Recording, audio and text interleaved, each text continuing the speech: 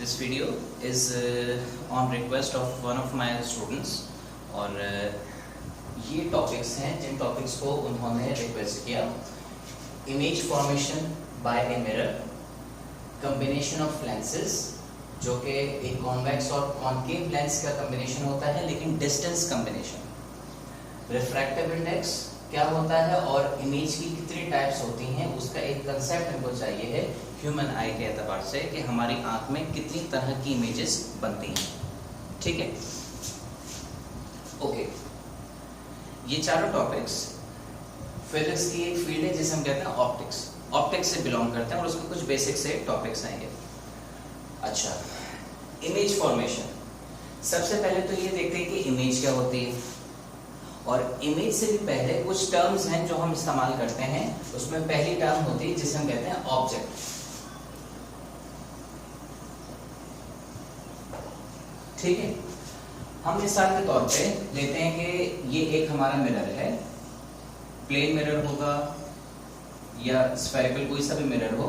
इस मिरर के सामने हमने यहाँ पे एक सोर्स ऐसी हमने खड़ी की जिस सोर्स से लाइट रेज निकल रही है। तो ये सोर्स जिससे लाइट रेज निकल रही है, इस सोर्स को हम ऑब्जेक्ट का नाम देते हैं। ठीक है, तो the source through which light rays are being emitted, इस सोर्स को हम कहते हैं ऑब्जेक्ट। हमारी आंख के लिए ये ऑब्जेक्ट का काम करेगा।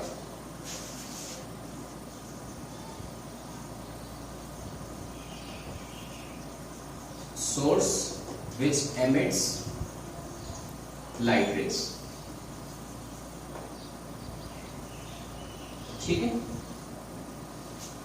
अच्छा, अब ये जो सोर्स है, ये ऑन द वे इससे जो लाइट रेज निकलती हैं वो किसी सरफेस से टकराती हैं और टकराने के बाद फिर इसकी इमेज हमें मिलती है। Now image is an important concept to understand. हम इमेज से पहले एक चीज ये रिवाइज कर लेते हैं कि जब कभी भी कोई लाइट रे किसी सरफेस पे पड़ती है तो it undergoes 3 kinds of phenomena.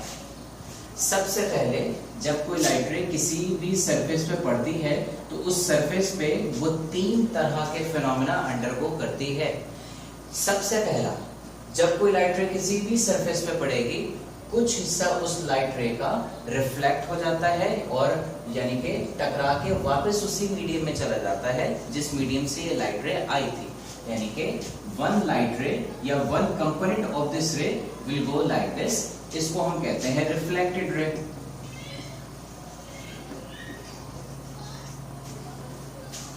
ठीक है, कुछ हिस्सा इस लाइट एनर्जी का ये पार्टिकल, जिस पार्टिकल के ऊपर ये इंसिडेंट हुई थी, वाक़या हुई थी, इस एनर्जी का कुछ हिस्सा ये पार्टिकल एब्जॉर्ब करके रख लेता है। ठीक है, तो इस एनर्जी की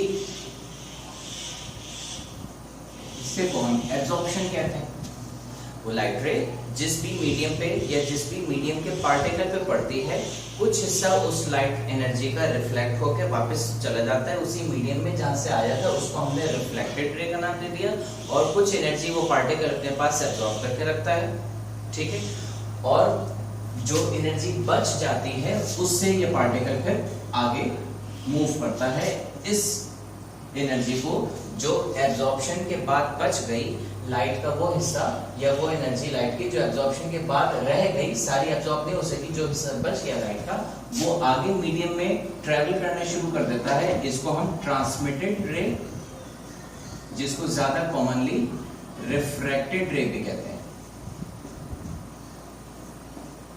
ठीक है, हम ज्यादातर ये लफ्ज यूज करते हैं रिफ्रैक्टेड का। सही है, तो जब कभी भी कोई लाइट रे किसी मीडियम पे इंसिडेंट होती है, it undergoes 3 kinds of phenomena. Number 1, reflection, a part of the incident energy is reflected back into the same medium. Number 2, absorption, a part of that energy is absorbed by the particles of the medium on which the light रे is incident. और तीसरा, वो left over energy जो बच जाती है वो आगे मीडियम में ट्रांसमिट होती है, उसको हम transmitted ray, also known as commonly refracted ray. ठीक है, अच्छा, अब यहाँ पे हम बात कर रहे हैं इमेज की। अब हम किसी भी सोर्स से या ऑब्जेक्ट से अगर लाइट रे आती है तो जिस सरफेस पर टकराती है, सरफेस दो तरह की होती है, ठीक है। कुछ सरफेसेस ऐसी होती हैं जो कि लाइट के पैटर्न को, मिसाल के तौर पे मैं कहूं एक सरफेस ऐसी है जिसपे ये लाइट रे, मैं इसको थोड़ा सा एंगल पे बना देता हूं, लेट्स से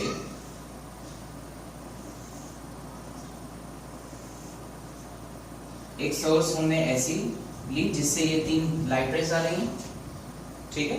सपोज वो ये हो सकता ऑब्जेक्ट, ऑलराइट। इससे ये 3 लाइट रेज ऐसी सरफेस पे पड़ी जिस सरफेस ने इन लाइट रेज को इस तरह से रिफ्लेक्ट किया कि वो जिस तरह से आई थी उसी तरह से पलट के वापस चली गई, यानी कि पैरेलल आई थी। तो इस सरफेस ने उनको इस तरह से रिफ्लेक्ट किया कि वो टकराने से पहले पैरेलल थी तो टकराने के बाद भी पैरेलल ही रही। ये सरफेस ऐसा क्यों करती है? ये सरफेस अपने मॉलिक्यूलर अरेंजमेंट की वजह से करती है। फिलहाल इससे ज्यादा हम नहीं कह सकते कि this is a type of surface जिसमें मॉलिक्यूल्स आर सो कॉन्फ़िगर्ड या molecules are so arranged that it retains the reflection pattern, ठीक है। It retains the light pattern, sorry, जिस पैटर्न पे लाइट रेज इस पे इंसिडेंट हुई थी, रिफ्लेक्टेड रे उसी पैटर्न पे वापस निकलती है। नतीजतन व्हाट हैपेंस, होता क्या है, हमें जब यहां पे हम अपनी आई प्लेस करके देखते हैं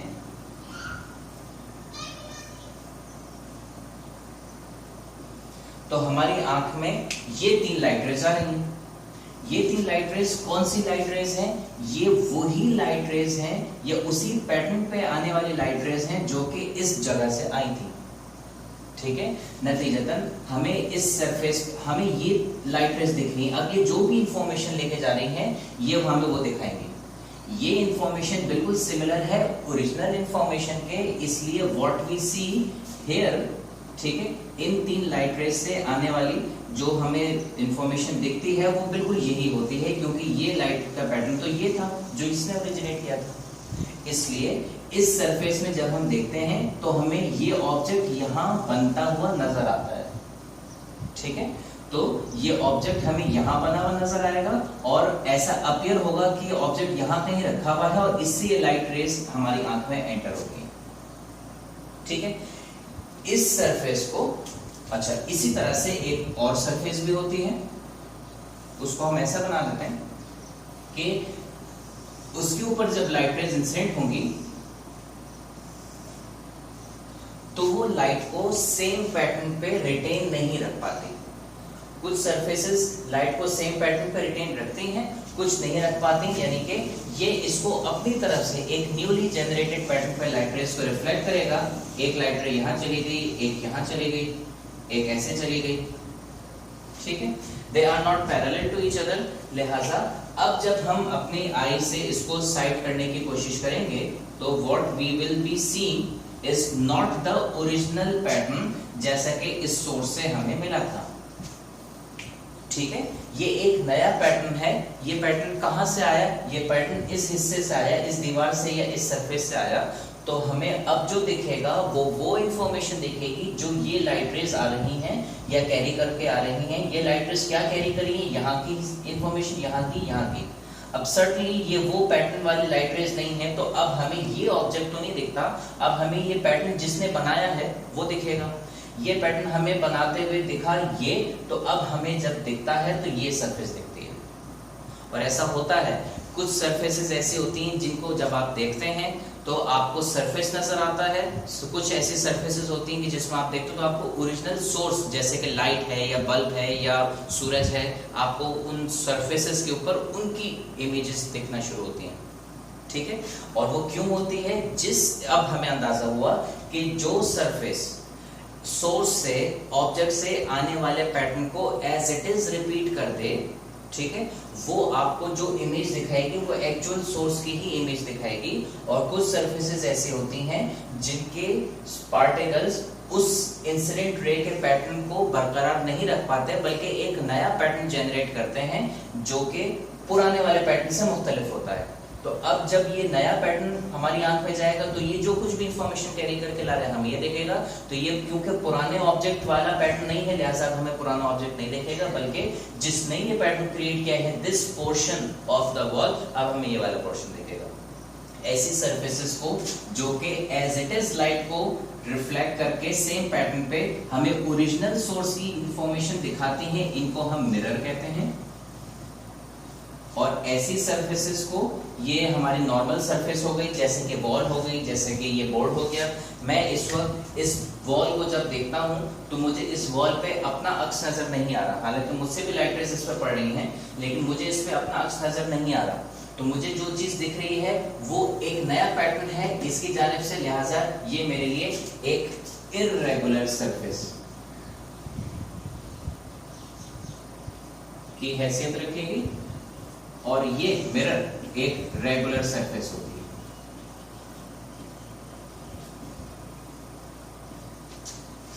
ठीक है। So there are two types of surfaces जहां से रिफ्लेक्शन होती है, एक रेगुलर और एक इर्रेगुलर। रेगुलर सरफेस और इर्रेगुलर सरफेस में हमने फर्क देख लिया। एक आने वाली लाइट रेज के पैटर्न को चेंज नहीं करती, ऐसे रिफ्लेक्ट कर देती है, इसको हम रेगुलर या मिरर भी कहते हैं। और दूसरी सरफेस आने वाली लाइट रेज के पैटर्न को रिटेन नहीं रख पाती, एक रैंडम एक नया पैटर्न जनरेट करके हमें नई चीज दिखती है, वो एक इर्रेगुलर सरफेस कहलाती है। ठीक है। लेकिन दोनों सूरतों में एक चीज हमने देखी, वो क्या, हमें ये नहीं दिखा, हमें जो दिखा वो ये लाइट रे नहीं दिखी। हमारी आंख में जो लाइट रेज गई ये वाली हमें ये लेके आ रही है, हमें वही दिखेगी। ठीक है। और ये लाइट रेज एक्चुअली ऑब्जेक्ट से तो नहीं आ रही, बेशक उसी ऑब्जेक्ट से रिफ्लेक्शन के बाद आ रही, लेकिन ये लाइट रेज हम जब कभी बैक ट्रैक करते हैं, आंख में आने वाली लाइट रेज को हम हमेशा बैक ट्रैक करते हैं, यानी कि आंख ये देखती है कि the object appears to be at some xyz location। ठीक है। तो हम आंख में हमारी जो लाइट रेज एंटर करती हैं, हम उस लाइट रे को बैक ट्रैक करते हैं और ये देखते हैं कि जहां वो लाइट रेज बैक ट्रैक करने के बाद, बैकवर्ड प्रोजेक्ट करने के बाद जहां वो एक दूसरे से मिल रही होंगी, बस वहां कोई ऑब्जेक्ट रखा हुआ होगा। अब चाहे वो ऑब्जेक्ट हो या ना हो, आप उसको ही ऑब्जेक्ट कंसिडर करेगा। ठीक है। अब जैसे यहाँ की हमने बात की या यहाँ की हमने बात की, तो ये लाइट रेज तो इससे आएंगी। अब अगर मेरी आंख डायरेक्ट यहाँ मौजूद होती और ये लाइट रेज आती तो मुझे डायरेक्ट ऑब्जेक्ट दिखता, लेकिन मेरी आंख में अब ये लाइट रेज मुड़ जाने के बाद एंटर हो रही हैं, तो अब मेरी आंख देखेगी ये 3 लाइट रेज आ रही है, जरा इनको बैक ट्रैक करो, तो यहाँ कहीं सोर्स मौजूद होगी। तो ये जो हमें अपीयरेंस आता है किसी भी ऑब्जेक्ट का, लेकिन हम जानते हैं कि ऑब्जेक्ट यहाँ नहीं था, यहाँ से हमें ये हमारी आंख में लाइट रेज ऐसे एंटर हो रही है, तो हमारी आंख को लगेगा कि ऑब्जेक्ट यहाँ पे, हमें मिरर में ही शक्ल दिखती है, मिरर में ही इमेज दिखती है। ठीक है। तो ये जो कुछ हमें मिरर में दिख रहा है ये ऑब्जेक्ट की तरह जरूर है, लेकिन एक्चुअल में ऑब्जेक्ट तो नहीं है, लिहाजा हमें ये दिखता है कि ऐसा लग रहा है कि ऑब्जेक्ट यहाँ मौजूद है। ठीक है। तो ये जो हमें लगता है कि ऑब्जेक्ट यहाँ मौजूद है, लेकिन दरअसल ऑब्जेक्ट वहां मौजूद नहीं होता, इस परसेप्शन को हम इमेज कहते हैं। ठीक है। तो यहाँ जो कुछ भी हमें नजर आ रहा होगा कि लाइट हमारी आंख में एंटर हो रही है और यहाँ से मिरर में हमें वो तस्वीर दिख रही है, तो वो दैट तस्वीर दैट वी आर सीइंग, ठीक है, वो तस्वीर हमारी आंख में नजर आ रही है, वो सूरज की जैसी शक्ल होती है, लेकिन वो सूरज तो नहीं होता। सही है। तो हम कहते हैं कि वो तस्वीर जो सूरज की हमें नजर आ रही होती है, that is perception of the Suraj at this location. तो इसी को हम इमेज कहते हैं कि इमेज क्या हुआ, perception of an object at any particular location या एट एनी लोकेशन, ऐसे भी लिख सकते हैं। ठीक है। तो जहां हमें दिखता है कि ऐसा लग रहा है कि ऑब्जेक्ट यहां मौजूद है, वो लगना, जो भी शक्ल में लगता है उस शक्ल को हम इमेज का नाम देते हैं। ठीक है। अच्छा, इसकी कुछ एग्जांपल्स हम और भी ले सकते हैं। मिसाल के तौर पे ये समझें कि ये एक एरो मेरे पास यहाँ पे रखा हुआ है और ये मेरे पास एक मिरर है। ठीक है। इस ऑब्जेक्ट से हमारे पास लाइट रेस ऐसे पड़ेंगी, ऐसे पड़ेंगी, ऐसे पड़ेंगी, सही। ये ऑब्जेक्ट इन लाइट रेस को रिफ्लेक्ट करेगा। रिफ्लेक्ट करेगा कितने एंगल से रिफ्लेक्ट करेगा? हम जानते हैं कि जितना एंगल ऑफ इंसिडेंस होगा उतना ही एंगल ऑफ रिफ्लेक्शन होगा। यहाँ पे हम नॉर्मल बनाते हैं, तो सपोज ये ऐसे निकल गया, ये भी ऐसे निकल गया और ये लाइट रे भी ऐसे आ गई, ठीक है। अब हम अगर यहां अपनी आई को प्लेस करें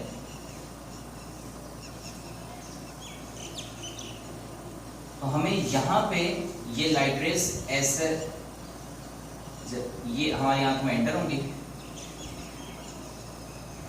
तो आंख क्या देखेगी? ये जो एंटर हो रही हैं ये ऑब्जेक्ट से आ रही हैं, जिस सोर्स से आ रही हैं, इन ये कहां नजर, इसको बैक ट्रैक करें जरा, तो ये यहाँ कहीं पीछे हमें बैक ट्रैक करके यहाँ कहीं ऑब्जेक्ट नजर आ रहा होगा।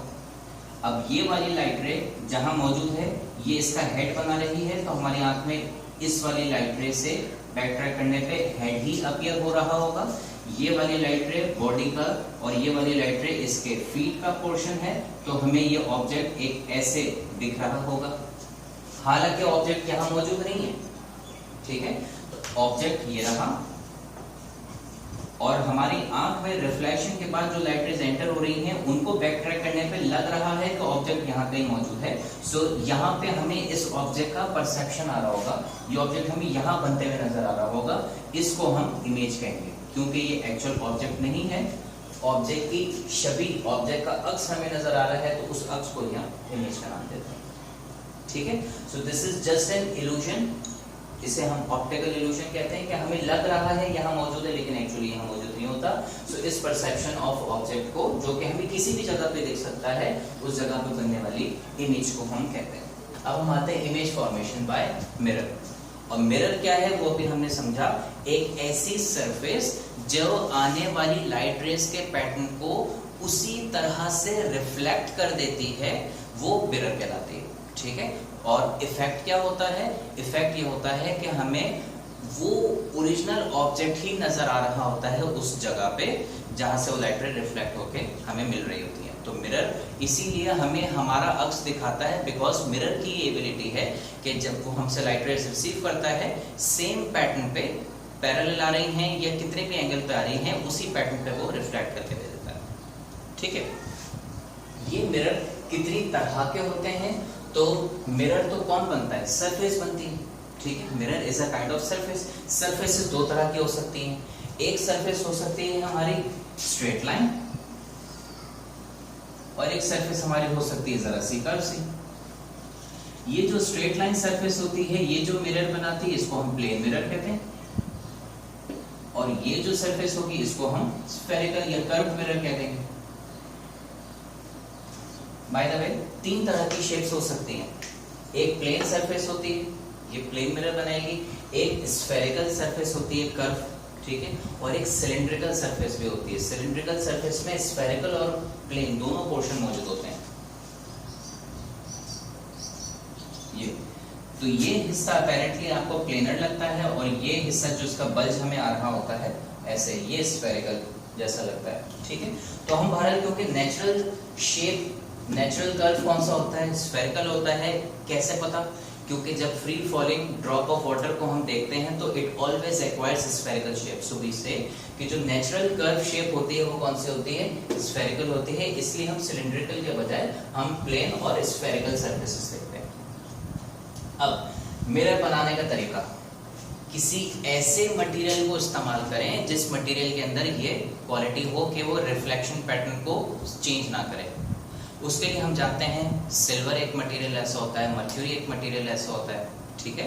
तो हम क्या करते हैं कि सिल्वर की सरफेस से हम यहाँ से रिफ्लेक्शन करवा सकते थे, लेकिन प्योर सिल्वर जो है वो जब ऑक्सीडाइज होता है हमारे एनवायरनमेंट में, यहाँ पे नमी है, ऑक्सीजन भी है, ठीक है, तो इस ऑक्सीजन के साथ सिल्वर ऑक्सीडाइज हो जाता है। सिल्वर ऑक्साइड जो बनाता है वो टार्निश होने शुरू हो जाता है, काला पड़ना शुरू हो जाता है। तो थोड़े अरसे के बाद हमारा जो मिरर है वो वैसा नहीं रहेगा, उसकी इमेज फॉर्मेशन डिटीरियोरेट हो जाती है, सही। तो हम फिर क्या करते हैं, हम कहते हैं कि ये रहे यहाँ पे ऐसा, सही है, लेकिन डायरेक्ट हवा से एक्सपोज ना हो वरना खराब हो जाएगा। तो उसके लिए हम क्या करते हैं, सरफेस के ऊपर हमने ये किसी भी तरह का मिरर बनाने का तरीका है, हमने एक सरफेस ली, उस सरफेस के ऊपर ऐसे करके हमने इसकी कोटिंग कर दी, सिल्वर कर दिया हमने इसको, और सिल्वर कर लेने के बाद हम इसको प्रोटेक्ट करने के लिए ऑक्सीजन से ग्लास के लेयर इसके ऊपर एक चढ़ा देते हैं।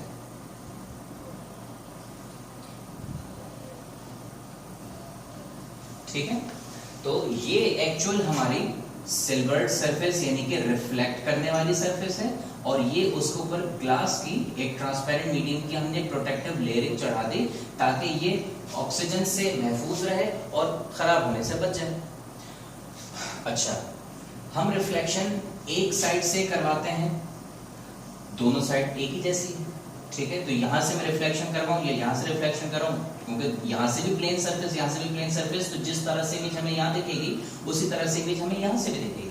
लाइट को अगर मैं यहां से थ्रो करूं मिरर के ऊपर, या लाइट को अगर मैं यहां से थ्रो करूं किसी चमकदार सरफेस के ऊपर जो दोनों साइड से चमकीली हो, तो भी हमें टॉर्च की शक्ल नजर आएगी। यहां से थ्रो करूंगा तो यहां से भी मुझे टॉर्च की नजर आएगी। तो आपने कहा ठीक है, किसी भी एक सरफेस से हम रिफ्लेक्शन करवा लेते हैं।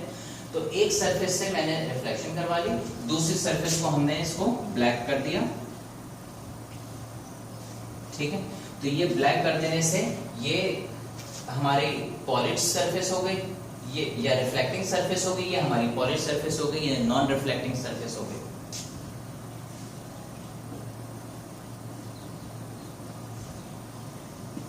नॉन रिफ्लेक्टिंग और ये रिफ्लेक्टिंग।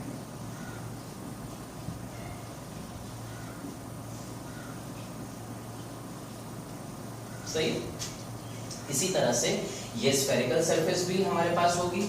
हम ये सरफेस इस तरह से हमने कर्व बनाई, और कर्व बनाने के बाद हमने क्या किया, एक साइड को हमने सिल्वर करके ग्लास से कोट कर दिया, दूसरे साइड के ऊपर आपने ब्लैक पेंट करके उसको नॉन रिफ्लेक्टिंग कंसीडर कराया। ठीक है, सपोज ये सरफेस हमारी रिफ्लेक्टिंग हो गई जहां से हम रिफ्लेक्शन करवा रहे हैं, और ये हमारी नॉन रिफ्लेक्टिंग सरफेस हो गई।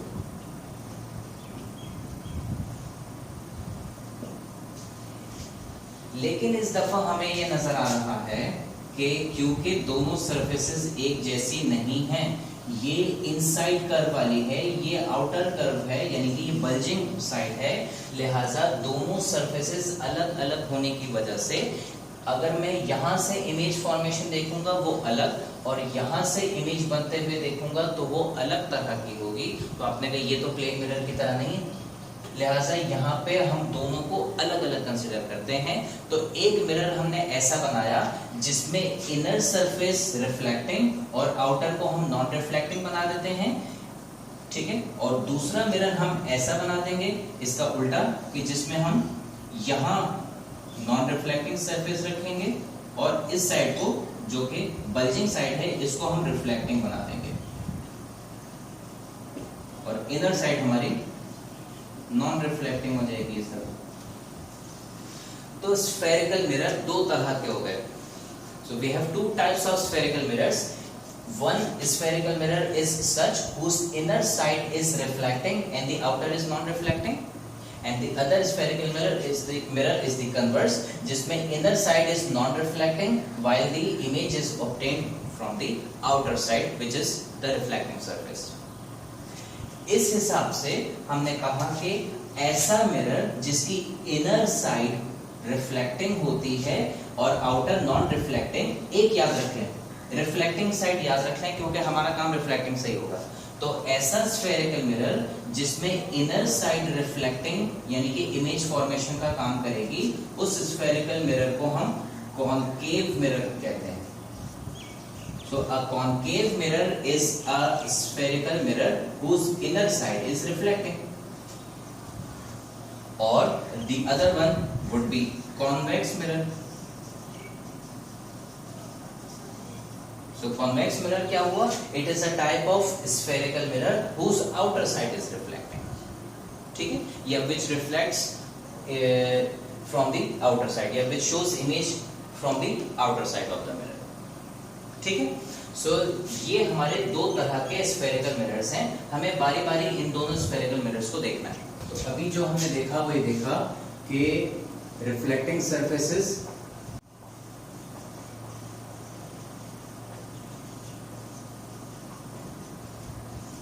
यानी कि मिरर्स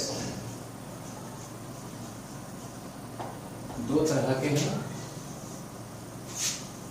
एक हमने देखा प्लेन मिरर और दूसरा हमने देखा spherical mirrors.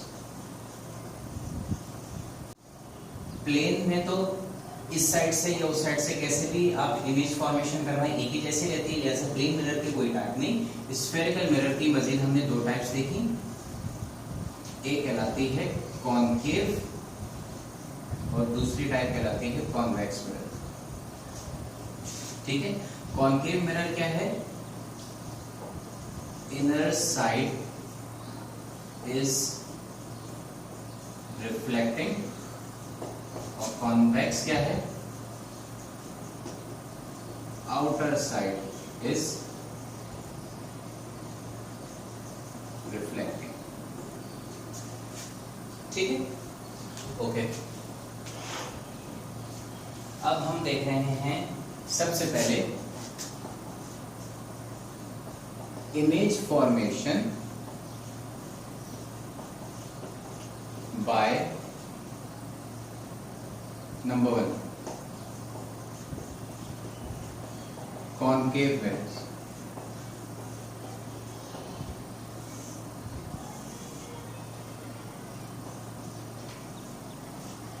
Image formation by a concave mirror.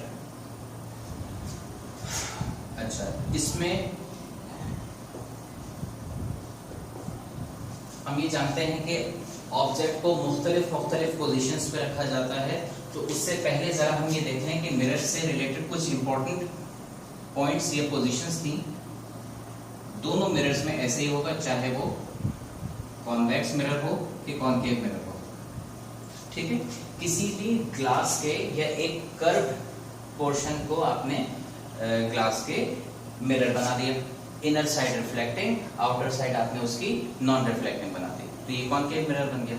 अब इस कॉनकेव मिरर में हम कुछ इंपॉर्टेंट पॉइंट्स देखते हैं जो कि ज्योमेट्रिकली इमेज की फॉर्मेशन को प्रिडिक्ट करने के बहुत काम आते हैं। मिसाल के तौर पे हमने देखा कि ये हमारा मिरर है, इस पूरे मिरर पे लाइट रे पड़ेगी और इसी से इमेज फॉर्म होगी हमारी।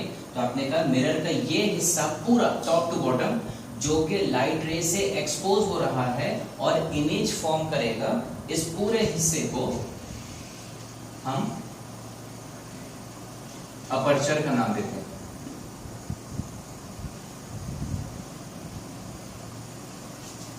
ठीक है, तो मिरर का अपर्चर क्या होता है? The portion of the mirror which is exposed to light rays for image formation, वो कहलाता है अपर्चर। ठीक है, अच्छा, जरूरी नहीं है कि जितना बड़ा मिरर हो पूरा ही उसका अपर्चर हो।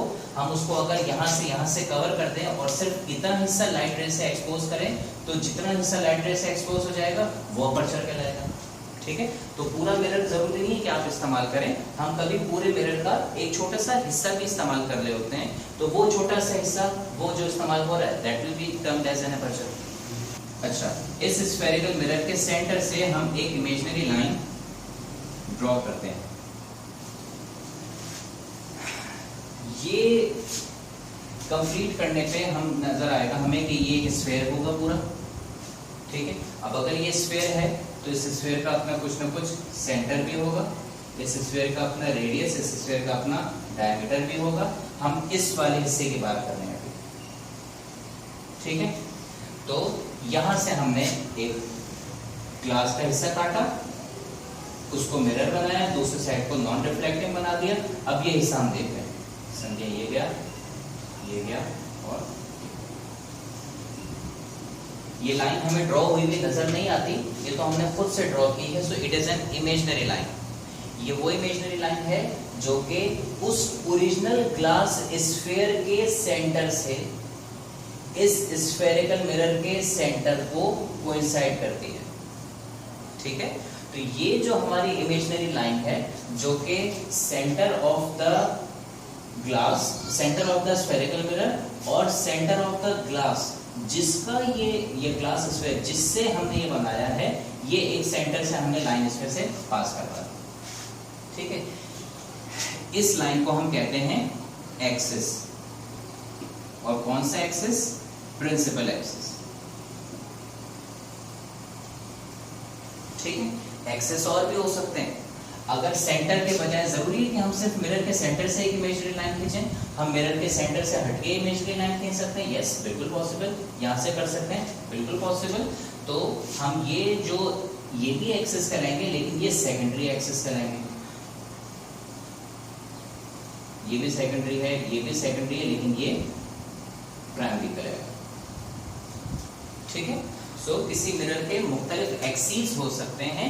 अगर मिरर के स्फेरिकल मिरर के सेंटर से आपने एक इमेजिनरी लाइन खींची और उस लाइन के एतबार से इमेज फॉर्मेशन को देख रहे हैं कि इमेज दूर है तो कितनी दूर है, ऊंची है तो कितनी ऊंची है, डाउनवर्ड बन रही है तो कितने डीप जा रही है, ठीक है, इमेज की हाइट वगैरह देखें। तो अगर हम मिरर के सेंटर से एक लाइन ड्रॉ करके उसके रिस्पेक्ट से इमेज की हम फॉर्मेशन एनालाइज करेंगे, देखेंगे या मेजरमेंट करेंगे, तो वो हमारा प्राइमरी एक्सिस या प्रिंसिपल एक्सिस कहलाएगा। और अगर किसी दूसरी जगह से आपने एक्सेस किया तो वो सेंटर से हटके एक्सेस वो भी कहलाएगा, लेकिन that will be secondary axis, ठीक है। अच्छा, इस प्राइमरी एक्सेस में हमने कहा कि एक पॉइंट वो भी होता है जो कि ओरिजिनल ग्लास स्फीयर का जो सेंटर बनता है वो होगा। सो मिरर के सेंटर से लेके original centre of the glass sphere, mirror के सेंटर से लेके original centre of the glass sphere, जिसका ये मिरर आपने हिस्सा बनाया है, वो क्या कहलाएगा? स्फीयर का रेडियस कहलाएगा, ठीक है। तो ये हमारे स्फेरिकल मिरर का भी रेडियस कहलाएगा, जिसे हम कहते हैं यहां से यहां तक की जो लेंथ बनेगी, मैं इस लेंथ को ऐसे शो कर रहा हूं,